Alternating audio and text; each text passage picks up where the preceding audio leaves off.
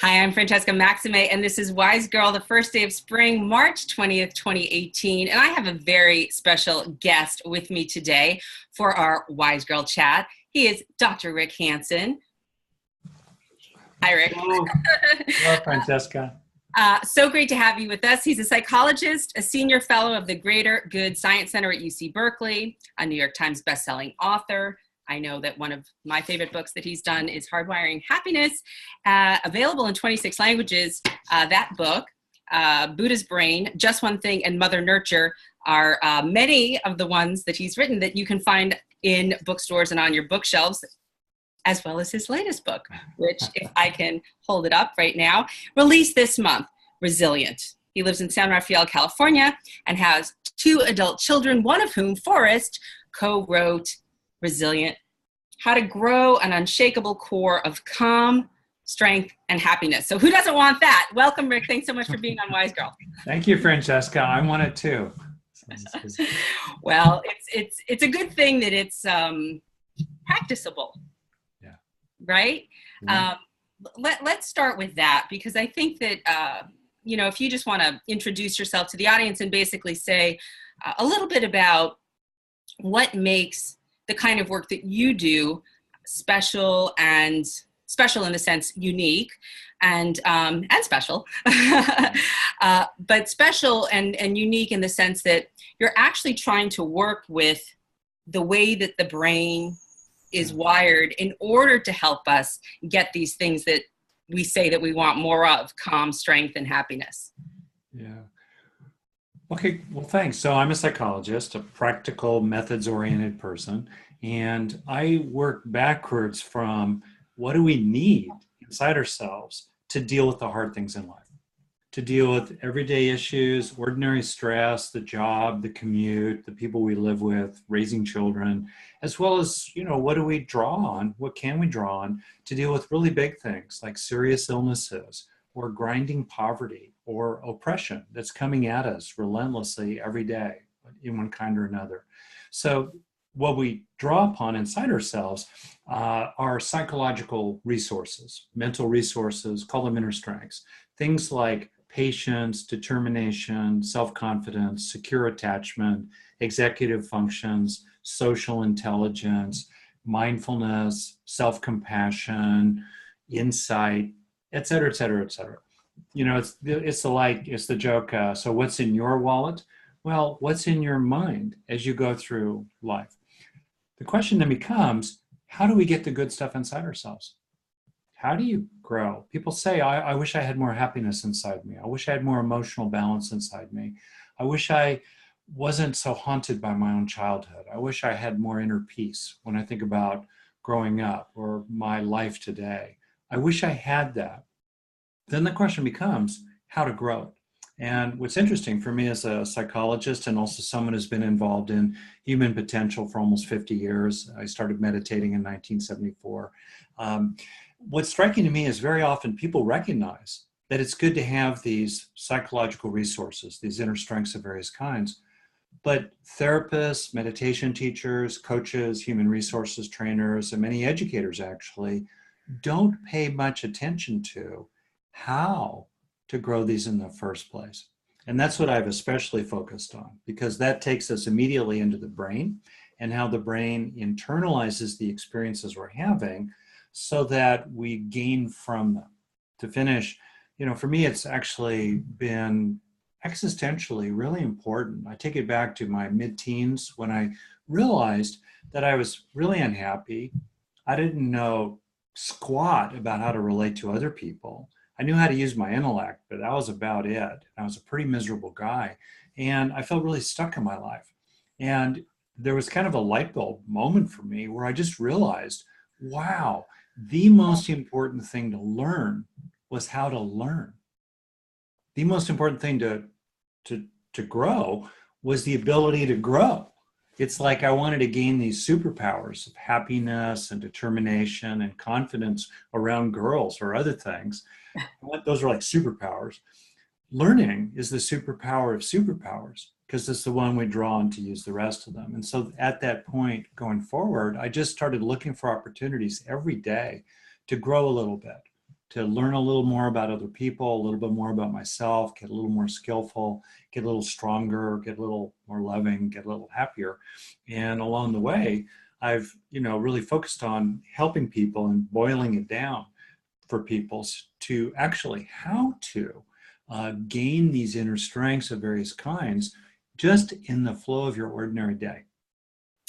Yeah, I think it's really valuable work. And I mean, one of the things that I, sort of equate it to or make it akin to is, for example, in a relationship, they'll be like, well, you shouldn't go to bed angry, or you shouldn't fight, or you should always, be kind to your partner, whatever.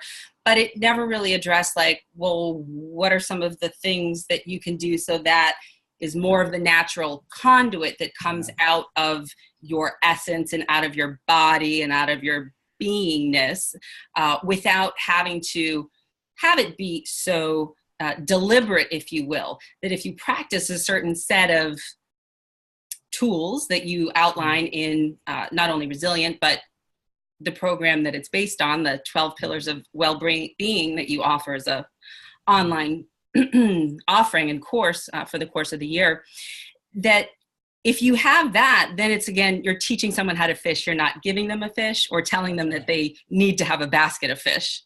Yeah, that's exactly right. In kind of psychological language, right there, you were talking about moving from state to trait. States come and go.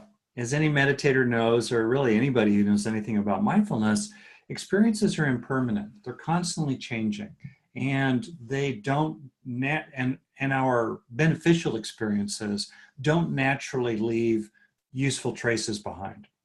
But our negative experiences, irritation, feeling hurt, feeling left out, resentment, anxiety, those negative experiences do leave lasting traces very quickly as physical changes in our brain, in neural structure or function. So the opportunity then, if a person does, for example, want to replace over time feeling inadequate with feeling worth, or if a person wants to replace exasperation and anger as a kind of background in their mood with more of a sense of contentment and inner peace, the way to do that is to have that experience and then help that state of being, become hardwired into ourselves to develop greater trait inner peace, trait confidence, trait gratitude, and trait happiness. Well, a lot of us want the cupcake, but we don't have to mix the batter.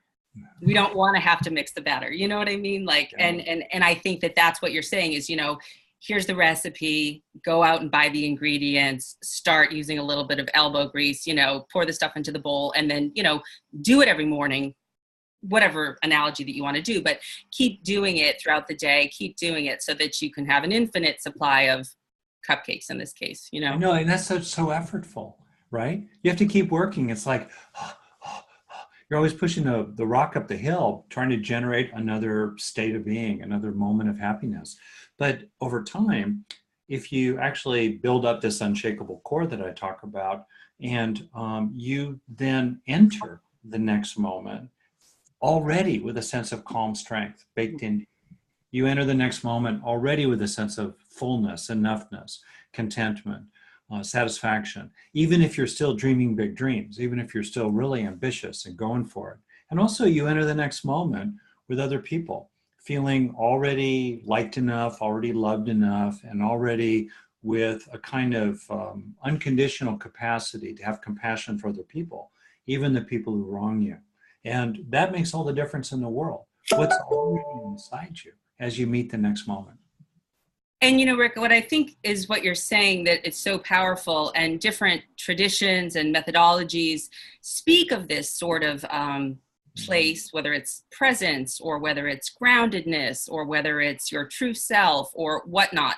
And that when we're coming from that place, which is usually manifested in compassion or kindness or patience and love, or those kinds of behaviors, that's really already part of us, but that there is this way of, as you were saying initially, cultivating it with very specific, very particular tools that you outline in this book and in some of your other teachings, like, for example, linking, for example, which is something that nobody, I don't think, would come up with on their own as a way to start to change the way that they could have something become a trait. So, they might just say, oh, well, I'm very reactive and I don't want to be that way anymore, but they wouldn't understand what they might need to do it at a deep level that this gets at. So can you describe maybe, for example, something like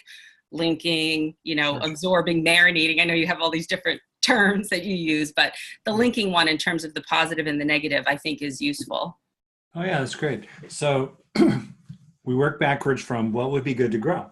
And a lot of what's good to grow is toughness, is strength, determination, fortitude, no bull, a sense of healthy entitlement, especially if you're a person who's been systematically mistreated or told in a variety of ways, through a variety of messages that your needs don't matter as much as other people, or you're not as respectable somehow as other people. So when I want to be clear, while I think it's good to grow happiness inside and love inside, a lot of also what we need to grow inside are various kinds of inner toughness. Okay, so then the question becomes, how do we actually do that? Especially, how do we deal with negative material, like feelings of sadness or inadequacy or chronic anxiety, or even the impact of trauma? And that's where the method of positive brain change that I summarize as linking comes in. To be clear, I did not invent it. This method is implicit in a lot of therapy and in common sense approaches to the mind. But you're really right. A lot of people don't normally think about do-it-yourself linking as they go through their day, even though it's a fantastic technique and you can use it in a lot of ways. So to summarize how to use it quickly, if a person is, let's say, dealing with something negative, by which I mean something that feels painful and is often harmful as well, including in the ways that it stresses us, which wears down our physical health. And often it's harmful for others because it can stir up conflicts with other people or lead us to do things that are not very good for other people. All right, so let's say over here, you have some hurt feelings. And maybe the hurt feelings related to something that's happened today or recently. You were dismissed by your coworker, or someone was snippy at you on your Facebook page, or maybe that brings up old material, like a memory of a previous relationship in which a partner betrayed you or walked out on you, or really older material from, say, high school or junior high school. Now we have that negative material, feeling hurt. What do we do with it? Well, for sure, we can accept it and witness it. We can just be with it mindfully, hopefully with compassion and so forth. We're not directly trying to change it. Sometimes it changes, but minimally we need to be able to be with it. After doing that, at some point, it's often useful to be more active in your own mind rather than receptively witnessing something, which is, of course, profoundly useful. But that said, it's not the only form of useful practice with our own minds, or spiritual practice with our consciousness altogether. We need to engage wise effort as well, in which we help what's problematic and negative to reduce, and we also try to cultivate the good. Okay, so let's say we're now trying to directly address these hurt feelings. A very powerful way to do that, based on how the brain works, is to bring to awareness also, alongside the negative, something that's powerful and positive, and ideally is a matched antidote to the negative, or a matched form of compensation for it. So for example, alongside feelings of being hurt, kind of pushed off to the side of awareness, a person could bring to mind, and I do this method myself quite routinely, bring to mind, let's say, feelings of being liked by other people, or feelings of being respected or included by other people. Or even if it's tough for you to bring in other people, bring up a strong sense of your own compassion or kindness, like how much you love your dog, or how much just thinking about your grandmother makes you happy. Because love is love, whether it's flowing in or flowing out. Mm-hmm. In either case, now you've got a big, powerful experience of being included and valued and cared about, off to the side of awareness are those feelings of hurt, rejection, inadequacy. And since neurons that fire together wire together, in the famous saying, by being aware of both of these at once, but keeping the positive bigger and more powerful, it will gradually associate to and ease and soothe and potentially eventually replace the negative material, like flowers crowding out weeds in the garden and eventually uprooting them. And any single time you do it is maybe half a minute. It sounds complicated, but the experience is really simple. You're aware of two things at once, but you can't get sucked into the negative. And if you do it with repetition, you truly can clear out the basement in your mind. I love that. And I love the fact that it's little drops. It's not just one big bucket. And, you know, it's something that once we kind of, and I speak from experience on this because I've done the positive neuroplasticity course.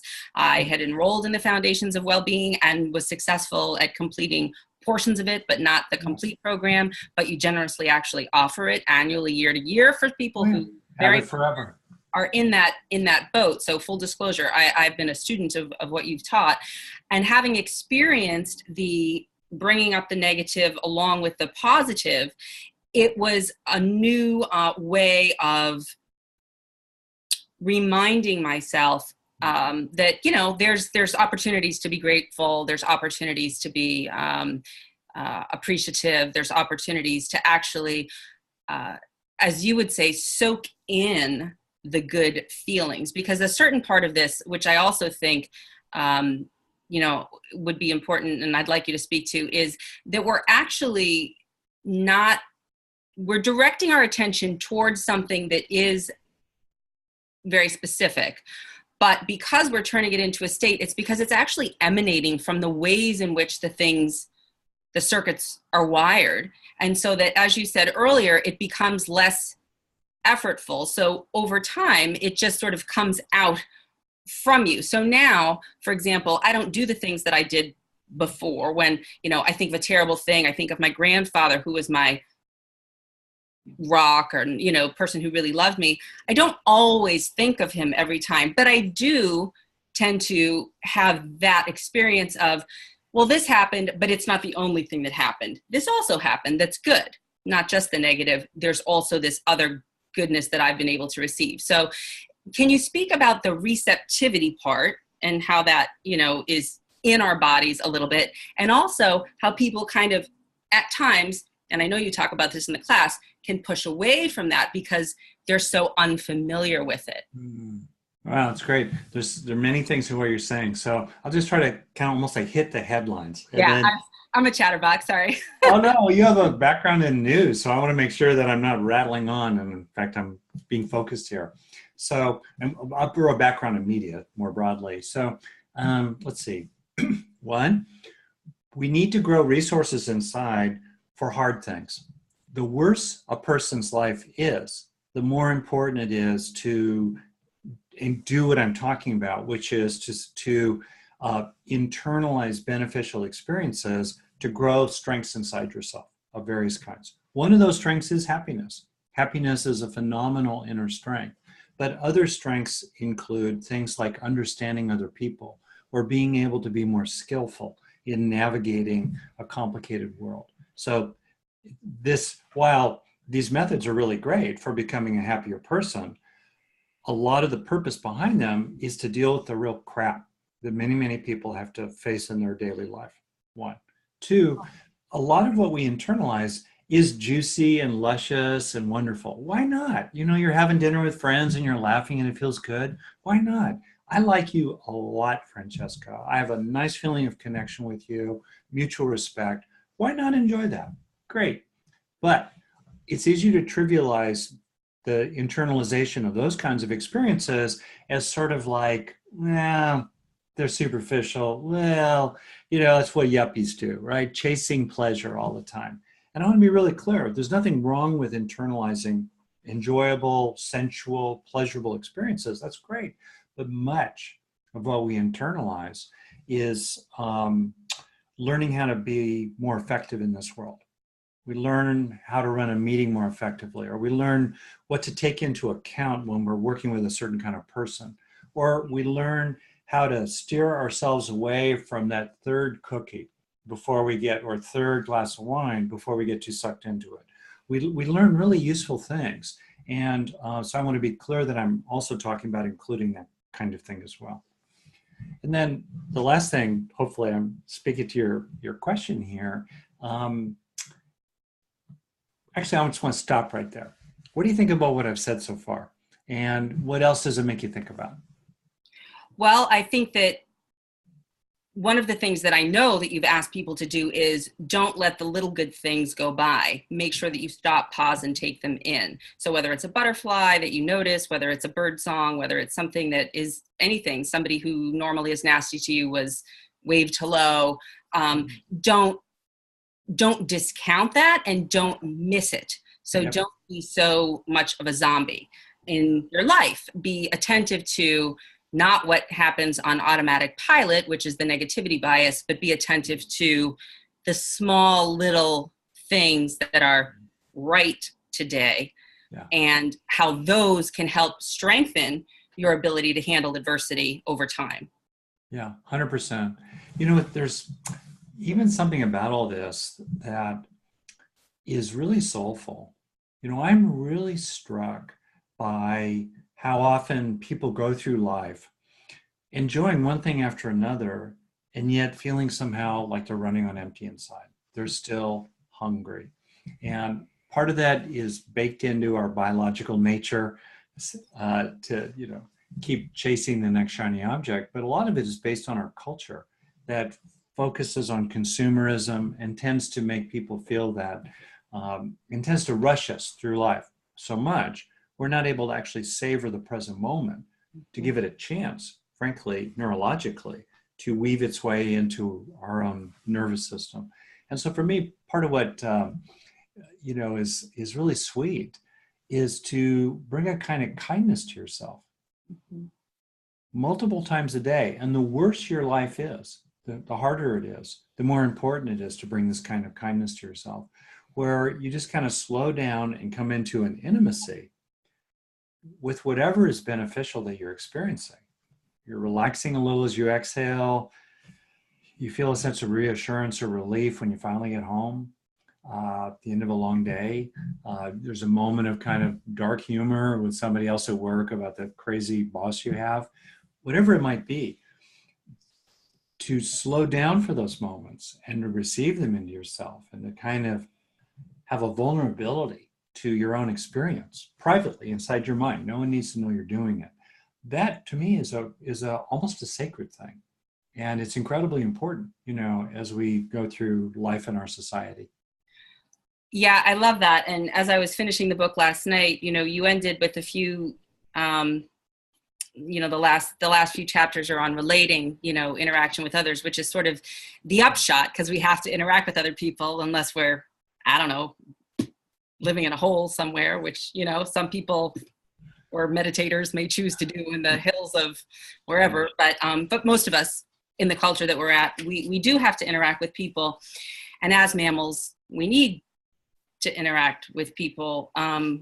But one of the things that you say a lot is be for yourself, be on your own side, you talk about establishing a caring committee, people around who are your cheerleaders, but also, and they can be alive or dead or, mythic or whatever, but also to value yourself enough to put yourself into the equation enough to say that I'm choosing to be on my own side, and that's part of what's making me be resilient. That's part of what's making me weather the storm. And I loved how in the end of the book, you talked about how that vulnerability, that tenderness, that willingness to be standing in your own truth when confronted with perhaps a conflict with a loved one, like a spouse or something like that, or even with a friend or a boss or something, that you called it the bliss of blamelessness, that you can stand in conflict at some points, state your truth, be vulnerable, and if the other person can't meet you, you can still note that without having to forget yourself and stay away from yourself. So that's what makes me think of when you talk about this tenderness and this sacred, sort of quality, is that we're there for ourselves in that way. Yeah, I think you're totally right. And it's so striking. You know, the joke about therapists is how many therapists does it take to change a light bulb? Only one, but the light bulb has to want to change. Hmm. And so to be the person who wants to change, who wants to grow, who wants to treat oneself like one matters, that's absolutely fundamental. And it's striking how often that very first step has not yet been taken by a person. And yeah. Sorry. Well, I was going to say, I mean, are some people in like what they would call freeze states of survival, hypoarousal, in which case it's very difficult to know where to insert this kind of a teaching into someone like that, or how to present it even? If you know a friend who's depressed, as I do, who isn't really getting off the couch and who really has not been, and I would love to be able to introduce helpful teachings, how would you go about that if somebody's kind of collapsed in that way? Yeah, well, first off, you're right that often people move into this stance of freezing or learned helplessness, futility, and despair because horrible things happen to them. So they're not to blame, obviously, for having this reaction to what's happened. On the other hand, factually, uh, if a person is not at least in a little bit for themselves, it's really hard for any kind of therapeutic treatment or any form of self-help to make any kind of difference. Mm-hmm. So where I find it's really great to start is for a person who's just truly dead in the water. I think as a guy who's done a lot of things in wilderness, it's like they have hypothermia, which means that no matter what they do themselves, they cannot generate enough heat to stay alive. So someone with hypothermia who's on the slippery slope to freezing to death must have an external source of warmth. Mm-hmm. In the same way, I think there are people, perhaps your depressed friend, who really do need an external source. They need to be jump-started from the outside in. People who come over, who make meals, who talk with them, who turn on the TV, who sit next to them, who pet them, who clean up their house so it's not so depressing, who just get in there. All right, that's really, really important. Additionally, to the extent that a person can do a little something for themselves, I find it's really helpful to start with things based on our kind of fundamental animal nature. Very primal, undeniable forms of pleasure, like drinking water when you're thirsty, Mm. like tasting something a little sweet, smelling something good, very primal sensual pleasure, comfort in flannel, very soothing touch, because as you say, we are mammals, we're primates, to touch each other. And when a person, even someone who's very depressed or has lots of PTSD or is really shell-shocked, even that person in that moment is going to have an experience that's wholesome. In that moment, a kind of wholesome experience of primal sensual pleasure. Right there is an opportunity to register something good. The body calms a little. For example, when we put on a sweater when we're chilled, or step into air conditioning if we're hot and sweaty, a humid New York summer, let's say. When those moments arrive, those are undeniable opportunities to register a little something that's good. And then bit by bit by bit, a person can build out from there. Yeah, no, I think that that's so important to just sort of name that, because I think that there are a lot of folks who are sort of stuck about some things, and there are, frankly, as you talk about with equanimity as one of the teachings, like there are some times when you can try, but it's not for me to do for you. It's for you to do for you too. Yeah. It's both, right? Like I may want to help you or introduce you, or I could be that steady presence that comes over and cleans your house or whatever. But at the same time, to practice, as you said, noticing the good things, but also to have a little bit of a desire there, a seed, a modicum, a molecule, something to kind of open up to that. So that's really helpful. I thought that another thing, I took a few notes. I loved how you were talking about how autonomy supports intimacy. Uh-huh. And, the idea of, I think people have a lot of issues with boundaries. There's a lot of people that are either codependent or, the opposite side of it, aversive, avoidant types and stuff. And this culture, as you were saying earlier, isn't exactly conducive to this more shared well-being philosophy, although we're trying to get there, right? So talk a little bit about how autonomy is different from avoidance, or, sort of, That's great. right? And then Yeah. how it supports true intimacy. And frankly, for those who don't know, what true intimacy actually really is and what it looks like and feels like. Yeah. Well, there's an old proverb, fences make for good neighbors. And it's the idea that uh, how can we stay me in the middle of we? Because if a person does not have a strong sense of me, then they get flooded by we, including people who are very empathic or sensitive or have fuzzy boundaries, as research shows, can get so flooded, or they're so compassionate, they just get overwhelmed. And then what happens is that the person who's like that, who got overwhelmed and flooded because there was not a strong enough sense of me, has to withdraw from we, or becomes over time less and less filled up or resourced to be able to contribute to we. So strengthening the sense of me is in the service of we. Flip it around the other way, we build up as social animals. We build up, as you well know, we build up a strong sense of self and worth and capability, and we build up many resources inside ourselves that help us keep going when the going is tough. We build up many, many good things for me through opening to we. And one of the things I've seen routinely is that people who, I work with couples a lot, for example, and classically what will happen is that they will come in and one person will seem a pursuer and the other person will be the distancer, classic setup. And very often the pursuer will be complaining about the distancer as someone who's not open to relationship.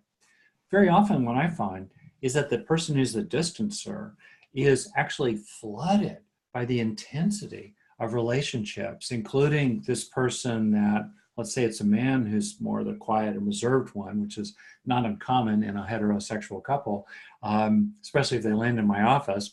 And so very often he really loves her and does not have very strong boundaries or a strong sense of me inside. So he has to withdraw in a very kind of primitive way because it's just overwhelming. So paradoxically, what's helpful is for a person to build up that sense of autonomy and healthy boundaries, healthy filters, and to take care of their own needs. So then as their own cup runneth over, they have more of a capacity to be in relationship with others and more inclination in that direction.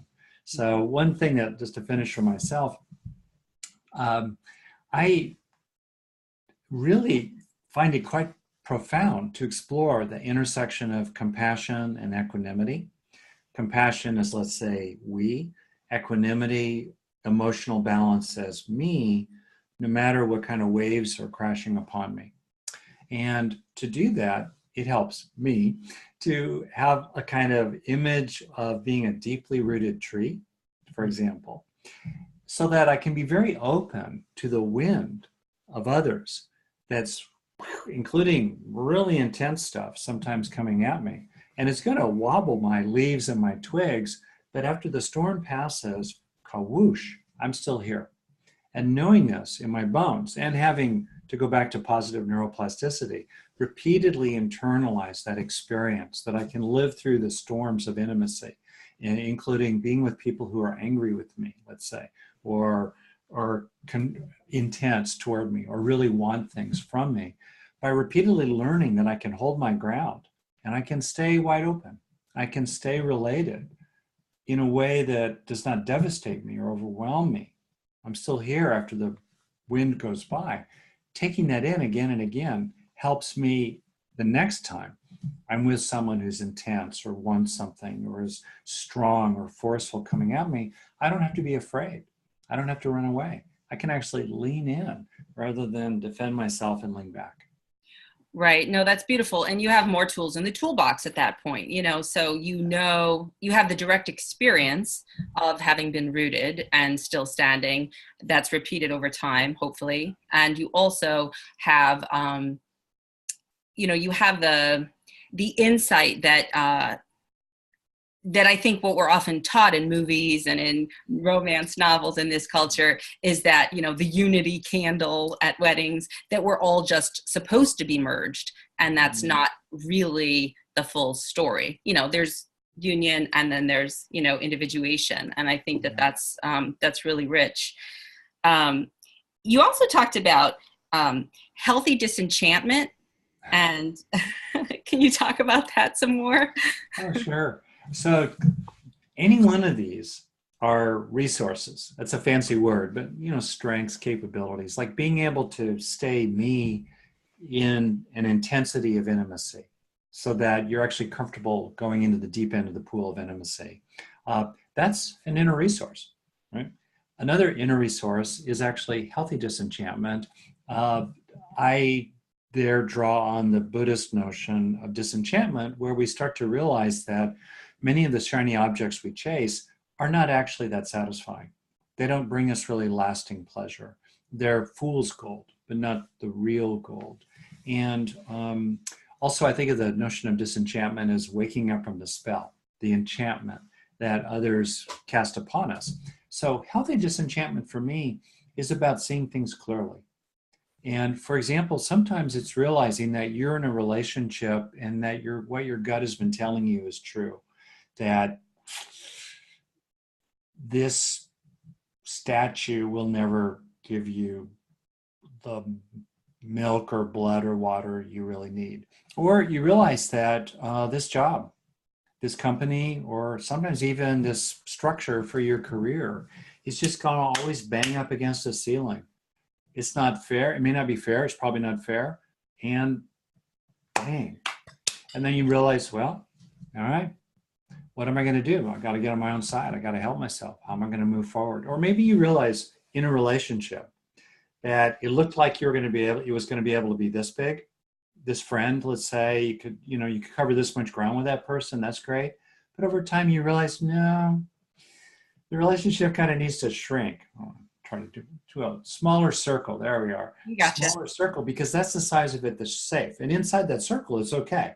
Just don't do business with that person. Don't have sex with that person.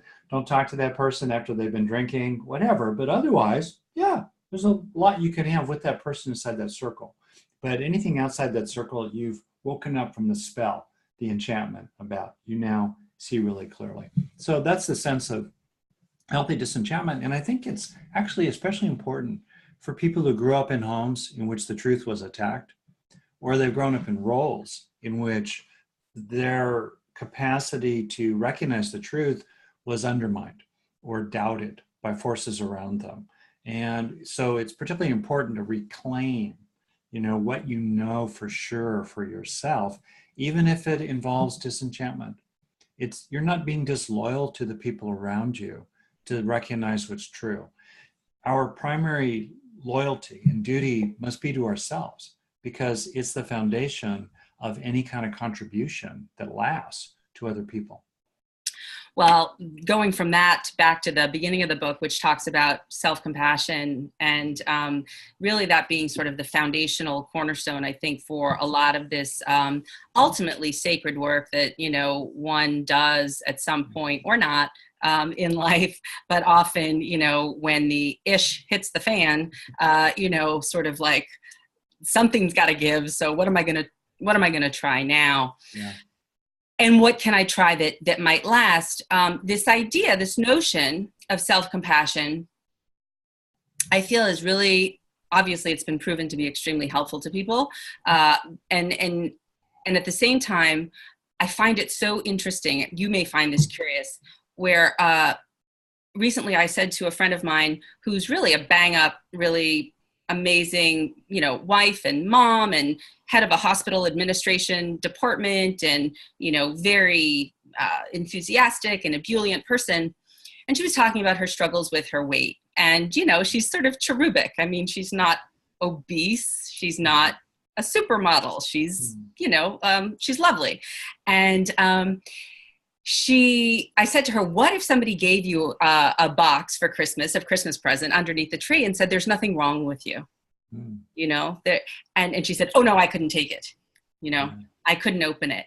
And so I wonder if you could talk a little bit about how this process or this practice, the practices in Resilient, including the self-compassion practice, can help perhaps invite someone into reconsidering whether or not they can either accept that gift and open that box, or perhaps build their own version of a gift that they uniquely would give themselves. That's great. Well, let's see. First off, I would say that I'm a longtime psychologist, really trained in neuroscience, and I've done a lot of contemplative practices and stuff. So just factually, I know a lot of things. I know a lot of stuff. And what I really wanted to do in this book was to boil down and summarize so much of what I know that's really the bottom line, what's useful for people, grounded in science in a legitimate kind of way, but mostly focused on, okay, what can we do today in a cut to the chase kind of way to grow more of the good inside ourselves? So that increasingly is where we can dwell in a really, really good place. And so for me, the book actually is very self-disclosing. I talk about a lot of my own struggles, and it's really written from the heart. So it's super down to earth, and is absolutely, I think the foundation of all that is just what you said, this real importance in accepting ourselves and having a kindness and an encouragement, a support that we bring to ourselves, much like you brought to your friend. So then the question becomes how to install that as a psychological resource. Great, thank you, Captain Obvious. Self-acceptance, what a good idea. Great, how to get more of it. So I'm a how guy. I'm really interested in the how, because I think there's a lot of profound wisdom embedded in the how. And one of the great hows is to think about, and people can do this themselves, start by noticing what it feels like in your body, and also even in your face, when you're really determined for somebody else. You're on their side. You're an ally to them. You back them. You're for them. You would come through for them. You would stand up for them. You have that feeling in your heart for that person. You're strong in that way for them. What's that feel like? What are the ideas related to it? What are the beliefs and attitudes in it? And then, knowing what it feels like in your body, imagine, applying it to yourself. Yourself today, maybe the child you once were, maybe the little baby you once were, maybe that inner spark, that soul essence inside you today that's tender and vulnerable and tired and carrying a big load. What would it be like to bring to yourself that same experience and stance, and what it feels like, that you routinely bring to other people? And when people do that switch, when they first anchor the sense of what it's like to be strong on behalf of others, and then second, start exploring what it would be like to be that way for themselves, and then marinate in that sense, take that sense in, stay with it, feel it, get a sense of it sinking into yourself, then increasingly they're able to learn in a lasting way that attitude of being a true friend to themselves, being for themselves. And then on the basis of that, then they go forward. Another way into it, just to finish, is not just this very embodied stance, but almost like a moral idea, because it's often our ideas that take us down a wrong path. So people have the idea, it would be vain or selfish to accept myself. Or people have an idea, if I accept myself, I'll be lazy and I'll lose my edge and I won't keep striving. And then if, on the other hand, what a person could do is look closely at those ideas and realize they're wrong.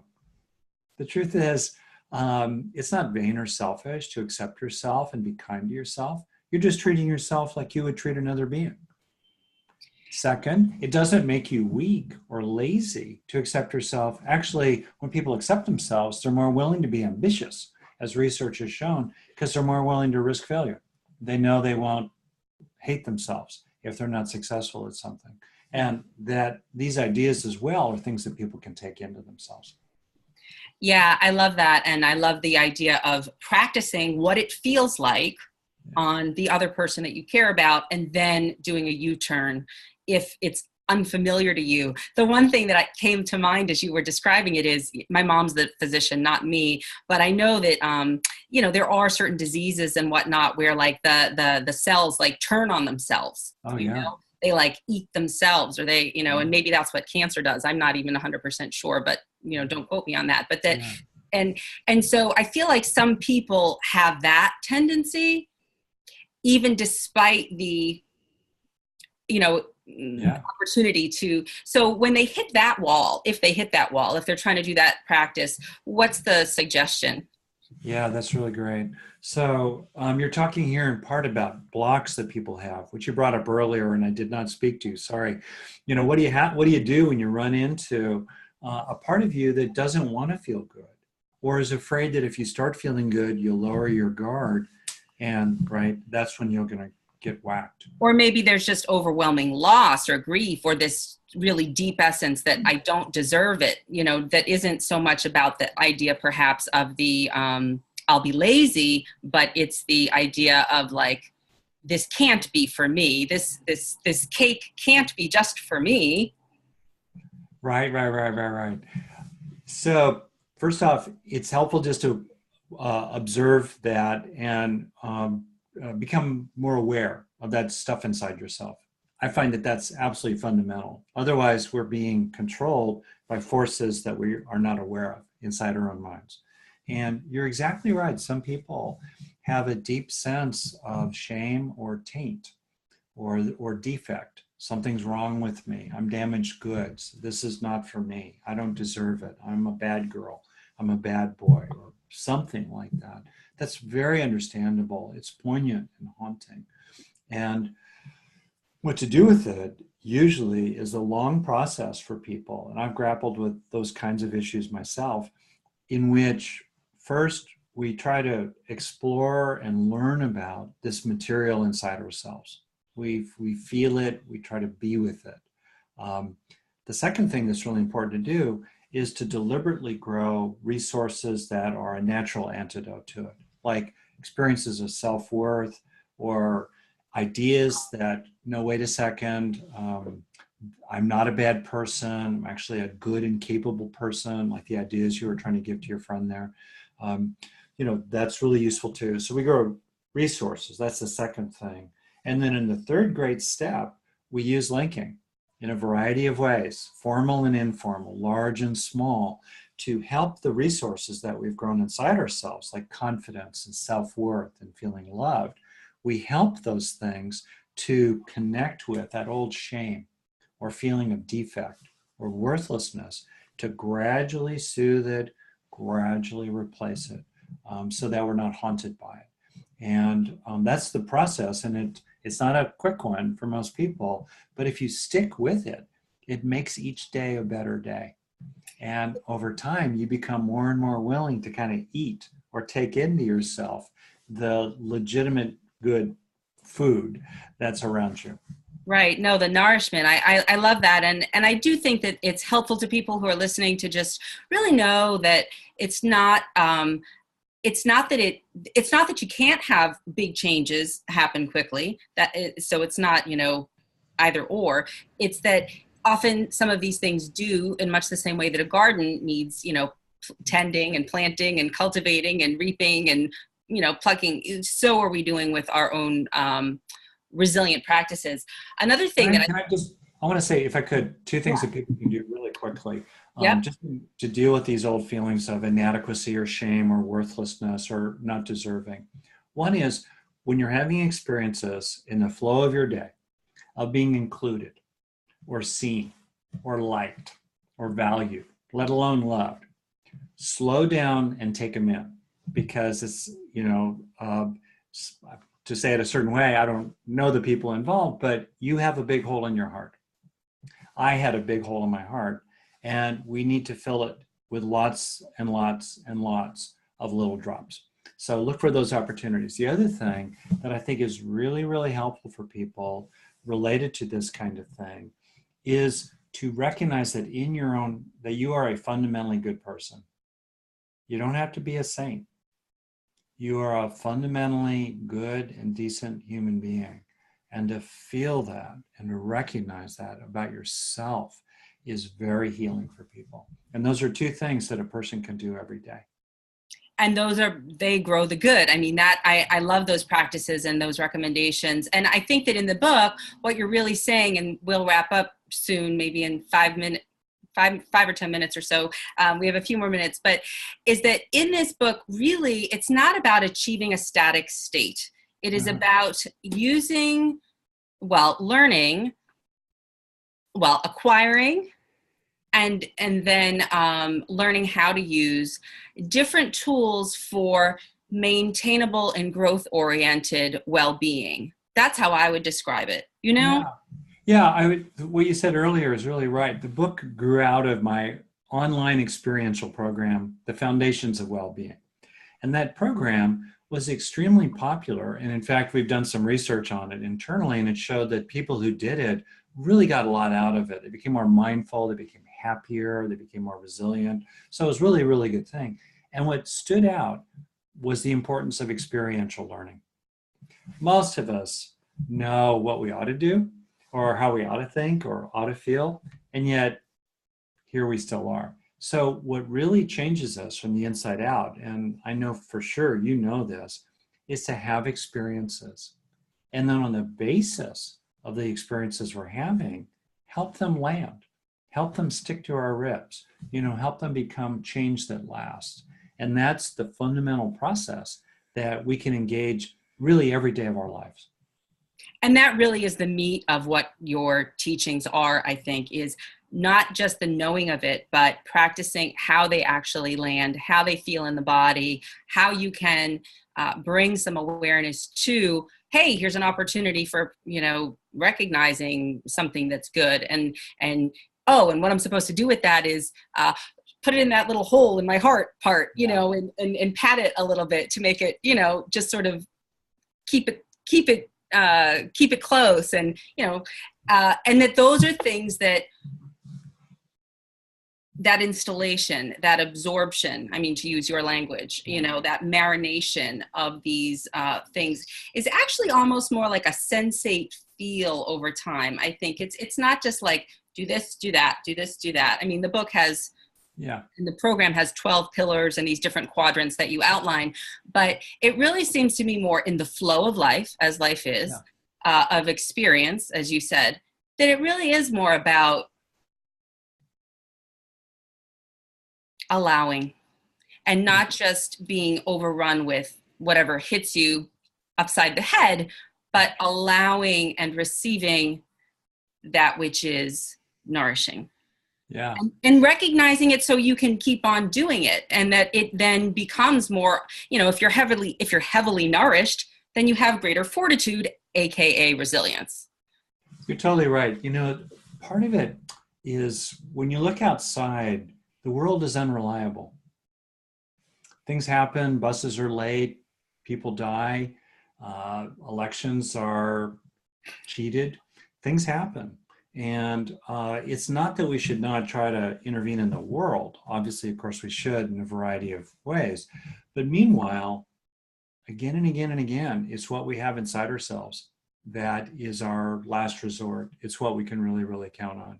And so for me, the really practical question is, okay, how do you grow more of that inside yourself? How do you grow more love, more peace, more wisdom, more happiness? And also, how do you grow more determination, more emotional intelligence, more mindfulness, more capabilities with other people?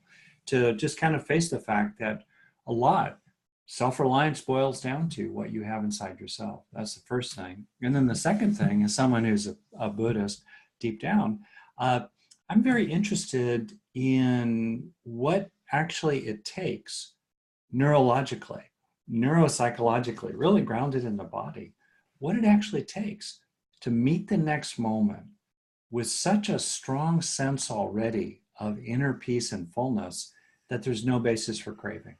Mm-hmm. There's no need to push away what's unpleasant. There's no need to grasp what's pleasant. There's no need to cling to what's heartfelt.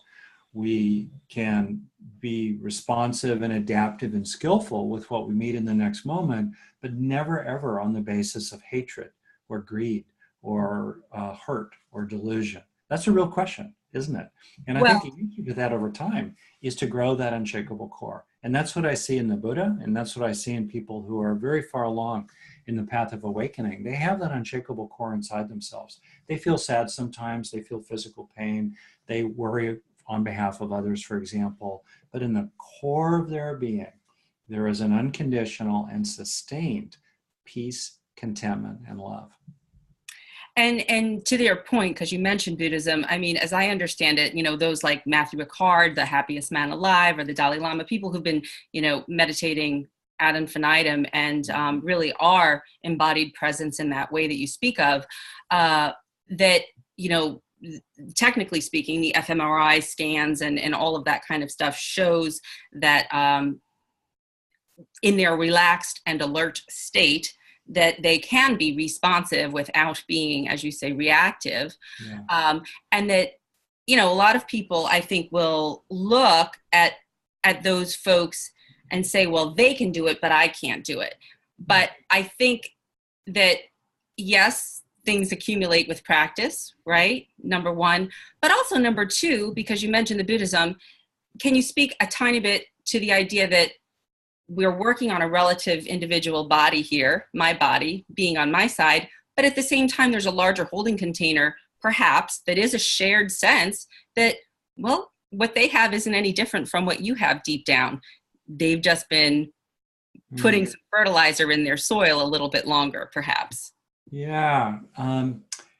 Well, there's a lot of deep stuff in what you just brought up there. For me, I boil it down to kind of two things. First is that through repeatedly internalizing the feeling that your needs are met, and we have three key needs for safety, satisfaction, and connection related to the reptilian brainstem, mammalian subcortex, primate human neocortex, the three stages of brain evolution: safety, satisfaction, and connection. So when we feel authentically safe enough, or satisfied enough, or connected enough, and then second, critically important, because it's the piece that's routinely left out, it's the missing link. When we have those experiences that are authentic, we take them into ourselves.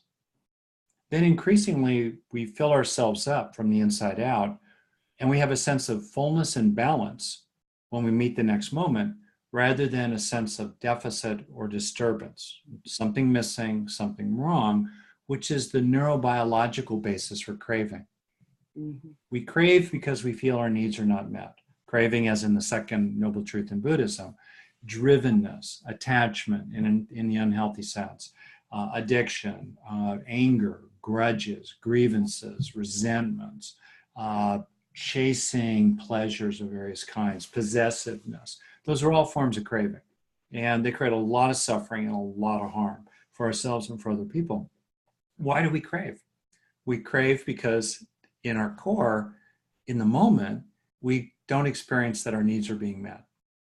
Craving is a response. It's a drive state based on an underlying deficit or disturbance in terms of needs. Well, that means, therefore, that if you meet the next moment increasingly with a feeling inside you of a sufficiency already of needs being met, that evaporates the basis for craving. And I think increasingly that is something we can cultivate. The Matthew Ricards of the world and others who have really worked in that way are far along in the path of cultivation. But there's just one path of cultivation, and we can all walk it, even if there are people who are farther along. And then second, just to really finish, when our mind does become that peaceful, we start to recognize more and more readily our own true nature that's been there all along.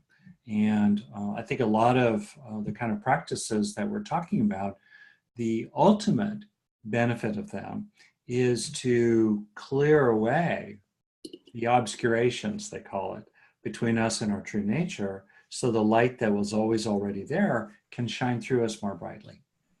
Absolutely, lighting the path not only for ourselves and for everyone around us. And I just want to say that I love that you use the word sufficiency, because I think that sometimes we think that we always have to be like at the top of the world and but sometimes that deep core sense of sufficiency, you call it the eudaimonia, that well-being, that sufficiency that is so deeply satisfying that it's getting rid of the want and the lack, because it does fill it up in a beautiful whole way. So this is the book. Actually, it's hardcover. I have a press copy, so it's Resilient. But it is out this month. Yeah. And Rick is in the middle of the Resilient Summit this week, right? Which you can tune into for free online. Forever. Anything you want to say about that real quick before we go? Well, thank you. I love doing things online because, like the Foundations of Wellbeing program, which is online, people can access it in any way at any time. So I love that. You can just reach so many more people. And the Resilience Summit itself, I'm doing in partnership with UC Berkeley's Greater Good Science Center. And we have a number of world-class authorities on 5 major topics. So we have Alyssa Epple about the impact on our bodies, including our genes, of stress and trauma. We have Kristen Neff on self-compassion, Nadine Burke-Harris, a pediatrician on childhood adversity, and including poverty, certainly. Then we have Peter Levine on trauma and Sean Aker on grounding happiness and success in relationships. And all of that is about becoming more resilient. So it's a great summit. People can sign up for it. It'll always be free. And it's just been a great honor myself to be able to interview these top people and add my own material also to the different pages for the summit, the web pages for the summit. So that's it.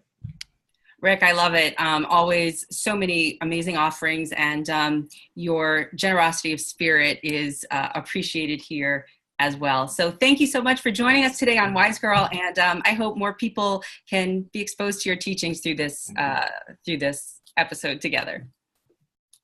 Take care, Rick. Bye-bye. Thank you. Me too.